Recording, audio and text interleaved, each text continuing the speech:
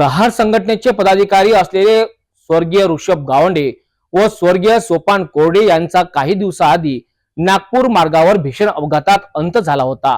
याच दरम्यान दोघांच्या स्मृती प्रित्यर्थ प्रहार संघटनेच्या वतीने चांदूर बाजार येथे भव्य रक्तदान शिबिराचे आयोजन करण्यात आले। शिबिरात माजी राज्यमंत्री बच्चू कडू यांच्यासह अनेकांनी श्रद्धांजली वाहिली। प्रहार विद्यार्थी संघटनेच्या वतीने प्रहारचे दिवंगत कार्यकर्ते स्वर्गीय ऋषभ गावंडे व स्वर्गीय सोपान कोरडे यांच्या स्मृती प्रित्यर्थ 9 डिसेंबरला चांदूर बाजार येथील आनंद सभागृहात भव्य रक्तदान शिबिराचे आयोजन केले होते। यावेळी या रक्तदान शिबिराच्या कार्यक्रम प्रसंगी प्रमुख अतिथी म्हणून बच्चू कडू यांची उपस्थिती होती।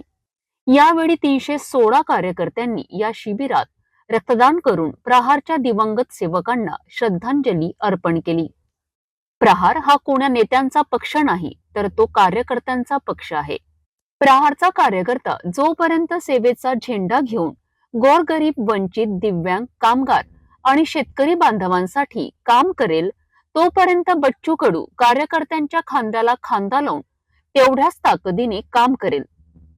त्यामुळे आपण निवडणूक हरलो काय आणि जिंकलो काय याचा आपल्याला आणि आपल्या कार्यकर्त्यांना कधीच फरक पडला नाही। आम्ही काही नसताना सुद्धा जनतेचे काम प्राधान्याने केले आहे आणि आजही आम्ही तेवढ्याच निष्ठेने जनतेचे काम करणार, कारण सेवाभाव आमच्या रक्तात आहे, असेही बच्चू कडू यांनी आपल्या मनोगतात व्यक्त केलेत।